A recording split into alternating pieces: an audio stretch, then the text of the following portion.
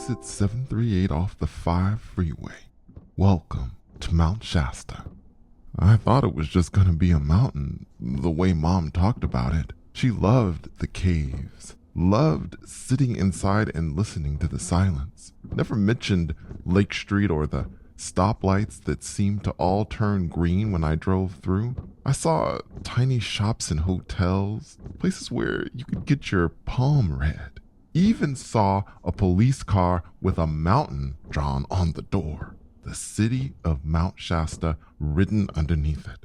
Pulled up beside the car, and a graying elderly man whose eyes looked way too relaxed to be on the job pointed me toward Everett Memorial Highway. 5 minutes later, I was on my way up. The Bulls. I'd been trying to forget about them, but that sweet old man, he was nothing like the railroad police that beat those hobos, but seeing him smacked the memory of what Mom wrote right back into my head. The screaming, that tent on fire. No, not in this moment when I was so close to Mom's final resting place. Those thoughts did not belong here. So I watched the snow. Got thicker as I drove higher, and the trees, I knew they were called something, but I didn't know what. They were tall, bushy, looked like Christmas trees on a greeting card come to life. And I couldn't believe what I was seeing out the driver's side. A high school. How could something so man-made be in the middle of all this? But there it was, tucked under a blanket of snow. My eyes felt so damn heavy. Hadn't slept much since Mom passed. 2 hours here, 3 hours there. Rolled my window down. The icy cold air did the trick. Slapped my sleepy eyes wide awake. I'd been around snow all my life, but I swear it came down different on this mountain. Thinking about how Mom saw the Bulls with their ironed pants when she was crawling through the grass. How could she think about a thing like that when she was scared out of her wits? Those Bulls were rooted deep in my brain. Much as I tried, I couldn't shake them. Read about them online when I stopped for breakfast this morning. Mom wasn't lying about them beating up hobos. They did that and worse. And what about that train Mom talked about? The one where she hid with Larry and had that strange vision. I wondered if it was still around, and if it was, would I ever have a chance of finding it? Well, I'd look into it when I got home. Pulling over. This was the spot. These kids. Snowball fights with their parents and each other, laughing and screaming their heads off. If they only knew. It all goes by so damn fast. I pulled out Mom's notebook. Before I sprinkled her ashes, I wanted to read a little more. September 21st, 2 a.m. Strange dream. A man, hard to see his face, shadow over his eyes, over his mouth too. He was smoking. The tip of his cigarette was bright orange, and the smoke, it was everywhere. In my mouth, down my throat, and I couldn't open my eyes. I was sleeping on my stomach. I always had trouble breathing when I did that. Just a dream. It wasn't the first time I saw the cigarette man, though. Anyway, no time to waste on that foolishness. The forest and that boy. I saw through his eyes just like I saw through Amanda's. Was he still alive? The killer was carrying us through a forest, but which one? If I could find the forest, I could find the killer. Mama never took us to a forest. She took us to the zoo, but that was because it was Lincoln Park Zoo and it was free. I'll have to ask Larry about the forest. It'll be close to railroad tracks, I think, and what was that? Somebody, not one of my brothers, but somebody that didn't have a body, was in my room. Sometimes I felt them, the spirits, before I saw them. I turned and saw Miss Montgomery in a rocking chair sewing up a pair of white stockings with a needle and thread. Stockings that I think belonged to me. What was she doing here? She looked up from what she was sewing and smiled. When I was a little girl, she said, my daddy would tell me that he loved me right before he whooped me. Ain't that something? I used to think, what did love have to do with daddy giving me a whooping? It wasn't until I got older that I understood. Yo mama, she loves you, Lucy. I know it don't always feel like it, but she does. I didn't want to wake up Melvin or little Ron, so I talked to Miss Montgomery in my head again, just like on the bus. My mama didn't raise me to disrespect my elders, ma'am, but what do you want? Miss Montgomery smiled. I'm here to listen. And she went back to her sewing. But there was nothing to listen to. I told her before on that bus, I got nothing to say. Miss Montgomery stopped what she was doing and leaned in close. There's a monster that sleeps inside each of us, she said. Yours is stronger than others, and that's what worries me, 'cause it can hurt you worse than the thing that woke it up. I covered my ears and shut my eyes so tight that they hurt. Go away, I yelled as loud as I could in my head. When I opened my eyes, Miss Montgomery and that rocking chair were gone. I turned onto my back and laid there, quiet. Monster? Inside me? There's nothing inside this body but Lucy. September 22nd, 12:30 p.m. Lunch was half over, and I still had not seen Larry. Maybe he was sick. No, he was never, ever sick. Didn't see him in the hallway this morning, and please be here, Larry. I need you. Paul was watching me at breakfast and walked behind me all the way to school. And he looked so mad. That was because he couldn't walk his girlfriend Bessie May to St. Mary's, her high school. Mama must have told him to watch me. Wasn't like Mary was a real girlfriend. He only saw her in the morning, never went to her house because her daddy had a shotgun and he was scared of him. And all he ever did was hold her hand and kiss her on the cheek. Not a real kiss like the ones you see on TV or the movie show. Only way I was gonna find Amanda's killer was to get to that forest. And the only way to do that was to get away from Paul. But how? September 25th, 11 p.m. I hadn't seen Larry in 3 days. Not at the cafeteria for lunch or recess, not in the hallway. I asked Charlie, his best friend, if he'd seen him, and he said he didn't. Charlie's weird. Not because of anything he says, because he never says much. It's the way he looks at me, like there's something he wants to tell me but can't. A lot of the girls at school say he's handsome because they think he looks like Harry Belafonte, but not like the grown-up Harry Belafonte. Like if he was a 6th grade boy. I didn't see it. He smelled weird too.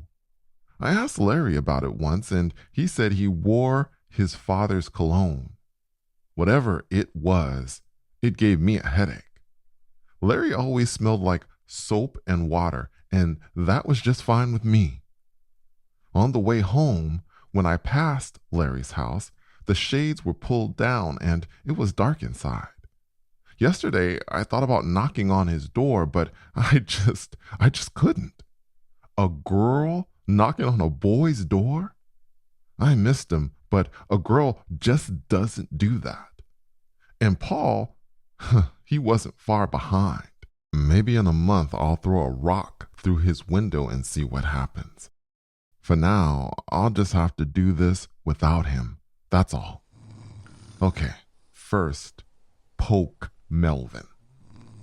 Done. Now, little Ron. Rolling him off me is dangerous, but I can't do this if he's sleeping on top of me. Please, God in heaven, don't wake up. And he was holding on to Melvin's ear. Good. That little boy always got to have something in his hands to sleep. Now, how did Larry do it again? Close your eyes, Lucy. All right, closed. Then, deep breath. Oh, I need Larry's voice to do this. It wasn't just what he said. It was how calm it made me feel. So maybe if I imagined hearing Larry's voice like I did at the school library. If flies pray, it had better get down on its little fly knees and pray I don't find it with Mama's swatter. Melvin starting up again. I turned and stretched my foot off the bed. The couch in the living room was hard and covered in plastic, but it was quieter than here. As soon as the tip of my toe touched the floor, I heard Mama from her room. Lucy, go to bed. Lord Jesus, Heavenly Father. September 26th. Today we learned about the slaves, how they were brought to this country and how they were treated.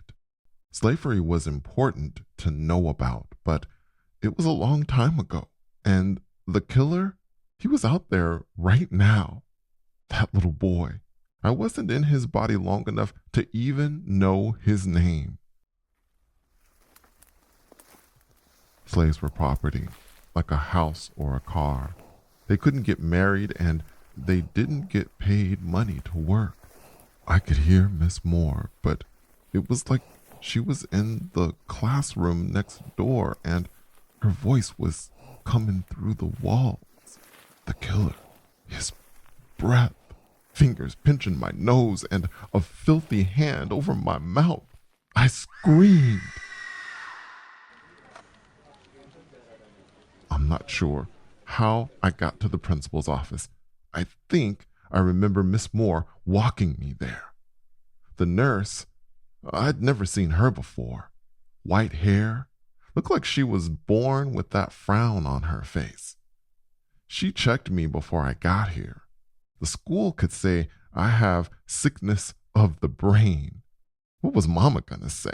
Maybe that I can't go to school anymore? But that can't happen because then I wouldn't see Larry. Stop doing that, Lucy. Just stop it.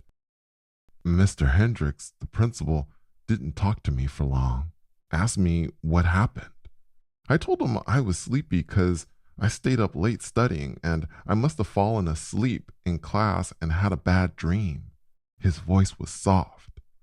I'd heard him yelling at these boys once before when they were fighting, and how could this be the same person? He asked me if I thought I needed to go home, and I told him I didn't. Maybe he was talking to me like this because he thought I might scream again. Yep, that's how they talk to you when they think you're crazy. By the time we finished, it was lunchtime. Had it really been that long? I kept my head down in the hallway, didn't look at anybody. After the scream, I was sure people were thinking, there goes Lucy, the girl with the sick brain. Poor girl. If they only knew what I could see, then they'd be scared of me. I walked into the cafeteria and sat down.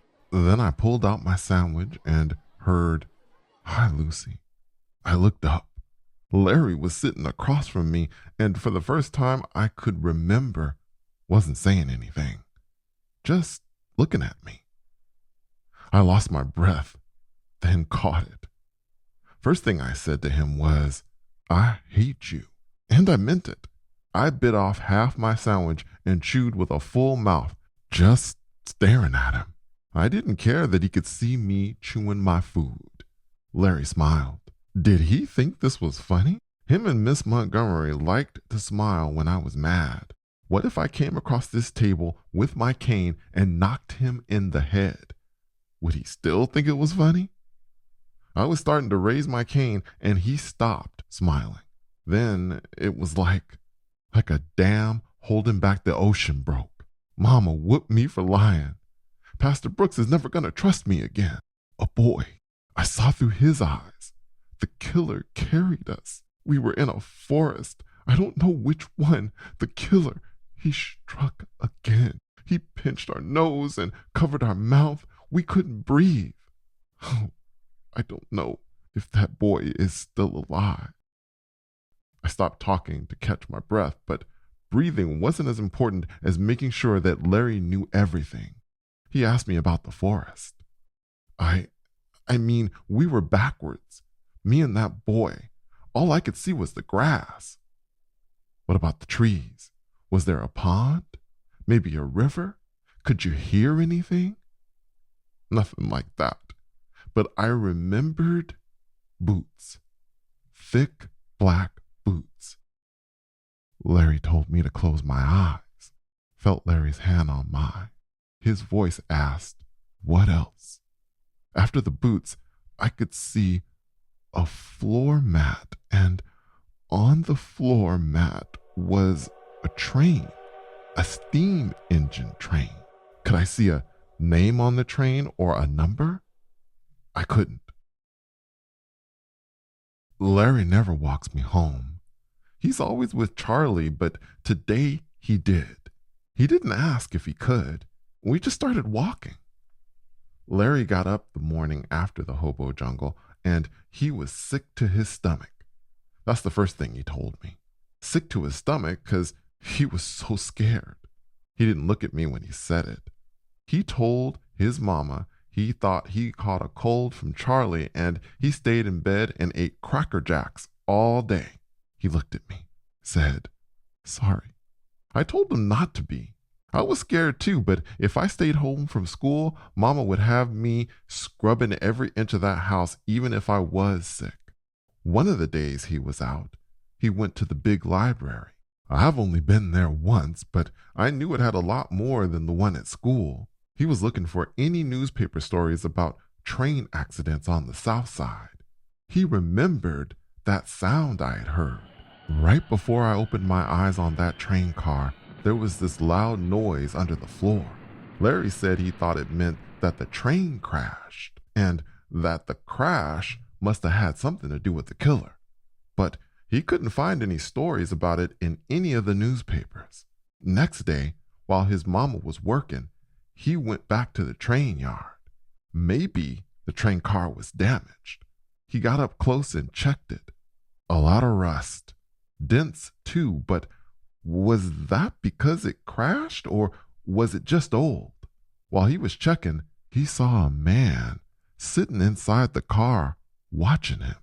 Larry said he was just there, and I knew before he said it that it must have been a spirit, 'cause that's how they are. Just there. Wasn't just any spirit either. It was Captain Hook. Larry said he wished I was there 'cause spirits are scary and he doesn't know how I'm not scared all the time. I smiled. Captain Hook asked where the special one was. Larry said I wasn't with him, and Captain Hook said to tell you to go to Labog Woods. Said he could take you to the killer's house. And Larry asked, "Who are you?" But Captain Hook was already gone. I still wasn't sure why Larry could see Captain Hook and not other spirits. There was a lot I didn't understand about their world. Somebody cleared their throat behind us. I knew, soon as I heard it, that it wasn't any somebody. It was my big, stupid brother, Paul. He was right behind us. I hushed Larry, and he whispered, "'Cause your mama caught you lying?" "Mm-hmm." Me and Larry were quiet the rest of the way. When we got to my door, Paul kept staring at Larry, and it was horrible. He left so fast. Didn't even try to shake my hand. 8 p.m. I made black-eyed peas and cornbread for dinner. My brothers were pigs. They ate most of it and left me crumbs. Melvin, my brother with the stinky feet, was happy because his birthday was coming up this Saturday, and Mama said she was taking him and my other brothers to Lincoln Park Zoo. But I wasn't going because I was being punished, and Paul wasn't going either because he had to watch me. I laid back on my bed. Mama was giving little Ronald a bath, and my other brothers were in the living room doing boy stuff. Why would Captain Hook help us? Did he know the killer? Maybe Captain Hook died on that train with the rest of those people. I didn't see him in the train car, but that don't mean he wasn't on that train. And maybe Larry was right. The killer did have something to do with the crash. That might be why Captain Hook was helping us. Hook and the other spirits. The Bog Woods. Heard of it, but I'd never been there. Some folks have said it's haunted, but if I was a spirit, I wouldn't want to live there. Too many bugs. Paul would be in his room talking to his girlfriend all day, so it was going to be like being alone on a Saturday. Wasn't a bad thing. Always so crowded in this house. I closed my eyes. Paul laughing. I could hear him talking to his girlfriend through the walls. Do you miss me? I miss you more. I don't know how long, Bessie. Maybe a month. She said not to let her out of my sight. Not to let me out of his sight. Just try to go to sleep, Lucy. But I couldn't. If I closed my eyes, I'd see that boy again. Or maybe I wouldn't, and that would be worse. Maybe it would be somebody else that was murdered, and it would be all my fault because I couldn't catch the killer. Oh, if Bessie knew what I knew, how bad the bathroom smelled after Paul used it, how he left his dirty underwear on the floor in his room, how he left crusty dishes in the sink. Maybe I should write her a letter and tell her. Would she still want to be his girlfriend? And I laid there for a while, long while, mad. Then I smiled. Maybe there was a way to get away from Paul. September 29th. The sixth graders were going on a field trip, so I wasn't going to see Larry at lunch or recess. I saw him in the hallway about 10 minutes before his bus left. He was excited because they were going to Bronzeville to see all the Black-owned businesses and to meet the poet, Gwendolyn Brooks. Larry said she won the Pulitzer Prize, whatever that was. I was excited too. I finally knew how to get away from Paul, but I was going to need Larry's help. Before I was even able to open my mouth, Charlie dragged Larry out of the hallway and they were gone. September 30th. At lunch, I knew Larry could tell something was wrong. He was telling me about his field trip, how smart Gwendolyn Brooks was, and how she read her poems for the class. And I didn't even look at him. I was so mad. Wasn't because he went on that trip and had a good time without me. Definitely was not that. Larry could forget, could go on trips, have fun, not worry about smelling the killer or seeing somebody murdered when he closed his eyes. I kicked him with my good leg as hard as I could, and he jumped, rubbed his leg, then looked up at me and smiled. Asked me if I was still mad. I wasn't. Then I told him my idea. October 1st, 2 p.m. Recess. My dearest, sweet Paul, I have horrible news. Please do not call me tonight and for the rest of the week. I begged him on my hands and knees, but Daddy didn't want to hear it. He says I need to concentrate on my studies to make sure that he will be dropping me off at school too, so we won't be able to walk together. I don't know how long this will last, my love lion. What am I going to do if I can't hear your voice? Stop. Larry needed to stop reading or I was going to throw up. He looked up from the letter and asked, "What do you think?" Would Paul believe his girlfriend wrote that? Wasn't sure. I can remember hearing him ask her on the phone why she never wrote to him. So he didn't know her writing. Larry wrote neater than me, so I think he'd at least believe it was a girl. And she did call him her love lion. He even roared like a lion for her on the phone. The walls in that house were so thin. So what if he did believe it? Believed that this was his girlfriend writing to him? Would he believe it if she asked him to meet him somewhere on Saturday? Someplace far away? Larry thought it should be Riverview Park. It was on the north side, over an hour away on the bus, and that amusement park was so big. Paul asked her if she wanted to go once, said he wanted to take her on the Tunnel of Love. But her daddy wasn't going to let her do that. Bessie would finish the letter by telling him that she did have good news. Her daddy gave her permission to meet up with her best friend Patty at the park, and she would meet up with him instead. Larry thought we would have 3, maybe 4 hours. That would be plenty of time to get to the Labog Woods and find the killer. October 3rd, Friday night. If Paul finds out what we did, I'll end up downstairs in one of those coffins. Tonight, Paul came into my room and told Melvin to get out. With Ronald asleep in my lap, he told me he was going to leave for a little while on Saturday, but he'd be back before Mama. He said if I didn't tell Mama, he wouldn't follow me and Larry so close after school. After I said okay, he asked to borrow a whole $1. That was half my savings. He'd need it for the bus fare and getting into the park. I gave it to him. I think what did it was the perfume, Sweet Essence.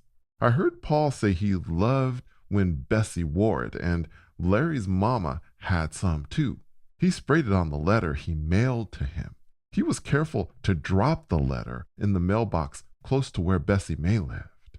Yesterday, when Paul checked the mail, the letter was there. Thank the Lord in heaven, 'cause for this to work, he needed to get it before Saturday. He was to meet Bessie at the Tunnel of Love tomorrow at 11 o'clock. October 4th, 8 a.m. Up early to take a bath. Mama and my brothers left for the zoo earlier, and Paul was sleeping. Larry already figured out buses we would need to take, so I didn't have to worry about that. Paul would be up soon to get ready, and what happened to the shadow? Seemed like I hadn't seen it in so long. You can't miss a shadow, can you? I decided it must be a he. Felt like a he. And his name should be Jim. Jim the Shadow. Was that a stupid name? I could hear Paul getting up. I dried off and got dressed. I'd have to wait until he was gone, then I'd stop by Larry's house and pick him up. 9 a.m. This is horrible. Paul left, and when I walked up to Larry's porch, I saw him through the screen door. He told me to stay back. He was scratching, and I could see bumps on his face. Chicken pox. Betty caught it from Charlie, or one of those kids on the field trip. I had chicken pox when I was 7, so I knew he didn't give it to me, but this was bad. I walked to the bus stop and just sat. 3 buses went by. Can't do this without him. I need Larry there. I was just braver with him. Might be your only chance, Lucy. That's what Larry said. Soon as Captain Hook shows you where he lives, get back here and call the police. Tap on my window when you get back. Don't forget. Then he said, I believe in you, Lucy. What if I just go home and take a nice long bath, the whole house to myself? It would be so quiet. I'd just fall asleep. I could see the 4th bus coming up the road. You would just keep seeing them, Lucy. I need to make things right for Amanda, and for that boy, too. The bus stopped and the door opened. I got on. 2 buses. It wasn't far. Took me less than an hour. Walking in the bog woods. I saw people when I first entered. Kids playing, grown-ups having picnics. Kept walking. After a while, I felt like I wasn't by myself. I looked around. No Captain Hook. Maybe he wasn't going to show up. Well, the sun was bright. The sky blue. Who could even think of murder on a day like this? And I felt this wind. I shivered. A thick cloud passed over. It got darker, and Captain Hook was standing in front of me, just there as if he'd always been. He turned and started walking. I followed.